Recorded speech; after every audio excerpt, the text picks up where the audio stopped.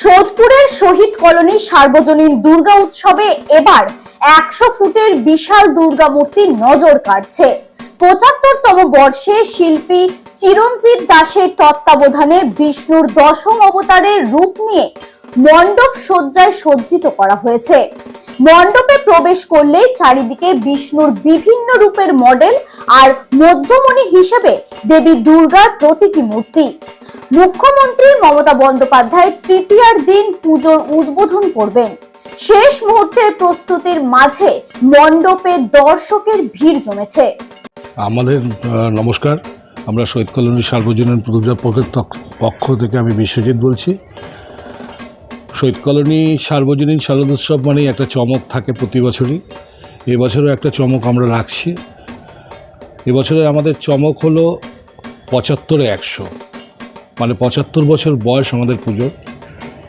100 foot আমরা প্যান্ডেলটা করছি। প্যান্ডেলের বহির্রূপটা সম্পূর্ণ দুর্গা ঠাকুরের আদলেই করা হয়েছে, আপনারা তার চাক্ষুষ করলেন। আর ভেতরে আমাদের যে দেখতে পাচ্ছেন, ভেতরে থাকছে বিষ্ণুর 10 অবতার এবং এখানে একটা প্রতীকী আরেকটা দুর্গা ঠাকুর থাকবে। ছবি নিয়ে নিয়েছি, এটা রাউন্ড করবে, এটা ঘুরবে, এটা রিভলভিং আছে, এটা মুভমেন্ট করবে এবং এখানে সাবেকি ঠাকুর যেটা আমাদের পুজো হবে মেইন, সেই ঠাকুরটা হবে। এখানে আমাদের পাড়ার সব অধিবাসীরাও অঞ্জলি ফঞ্জলি দেয়, সমস্ত বাচ্চারা আসে, এই শারদ উৎসবে সবাই সামিল হয়।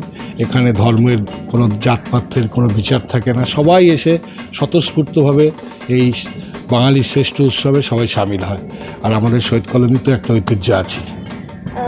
বিভিন্ন জায়গাতে দেখা যায় যে কোনো দর্শনীয় স্থান কিংবা কোনো ঐতিহাসিক কিংবা সচেতনতামূলক কোনো বার্তা দিয়ে মণ্ডপকে সাজিয়ে তোলা হয়, অর্থাৎ থিমটাকে একটা নতুন কিছু ভাবনা নিয়ে। এবছরের আপনাদের থিমে এই ধরনের ভাবনা কেন নিলেন যে 100 ফুট উচ্চতা বিশিষ্ট একটি মা দুর্গার পুরো গোটা মূর্তিকে নিয়েই মণ্ডপ?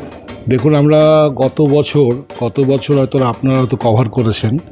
গত বছর আমরা করেছিলাম আমেরিকা টু লন্ডন, অর্থাৎ লন্ডন ব্রিজ ছিল, স্ট্যাচু অফ লিবার্টি ছিল।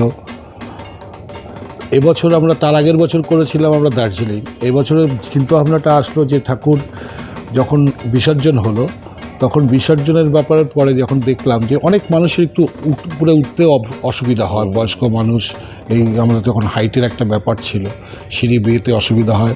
অনেকে আমাদের বলেছিল যে আমরা কষ্ট করে আসি এত দূর থেকে দেখতে, কিন্তু যখন আমরা উঠতে পারি না, তখন আমাদের চিন্তা হলো যে সমানভাবে একটা করি।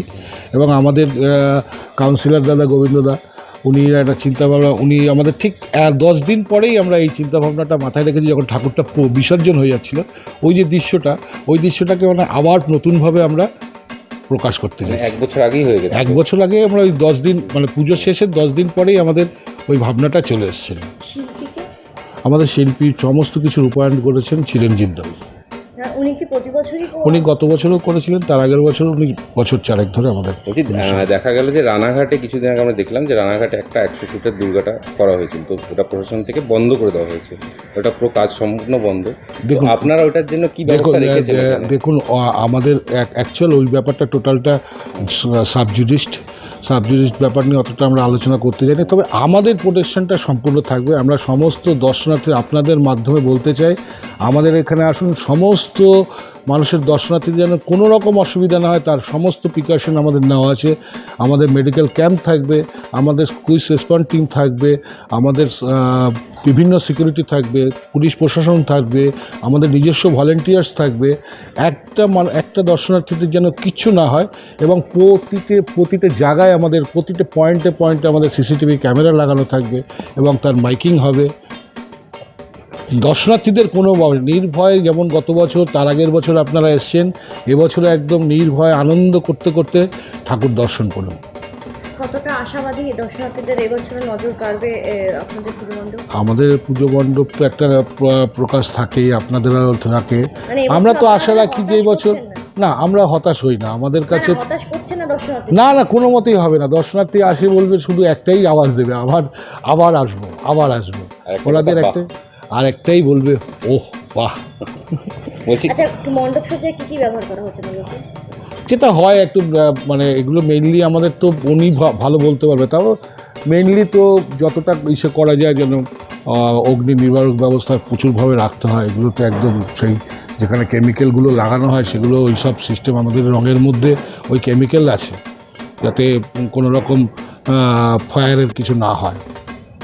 আর কবে থেকে দর্শনার্থীদের জন্য মণ্ডপ খুলে দেওয়া হবে? আমাদের মণ্ডপ খোলা হবে 6 তারিখ, অর্থাৎ আগামী রবিবার সন্ধ্যা 7টা থেকে ওপেন করা হয়ে যাবে।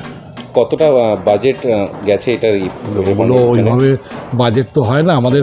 অ্যাকচুয়াল পুজোটা তো শুধু আমাদের আর নয়, এই পুজোটা এখন আর আমাদের মধ্যে সীমাবদ্ধ নেই। এই পুজোটা এখন আমাদের এই এতটা অঞ্চলের সমস্ত মানুষের মধ্যেই সীমাবদ্ধ। তার পরিপ্রেক্ষিতে আমাদের একটা খাওয়া দাওয়ার ব্যাপার হয় অষ্টমীর দিন, সমস্ত বাড়ির লোকেদের সবাই, এখানে কোনো বাদ বিচার হয় না, যে আসে সেই খাওয়ার, দুপুরের একটা খাওয়া দাওয়ার ব্যবস্থা করা হয়, প্লাস লাইট আলোকসজ্জা থাকে, একটু খরচা আছে। আপনার নাম? আমার নাম বিশ্বজিৎ ঘোষ, এই আর পুজোর পুজো কমিটির? আমি একটা সদস্য, সক্রিয় সদস্য।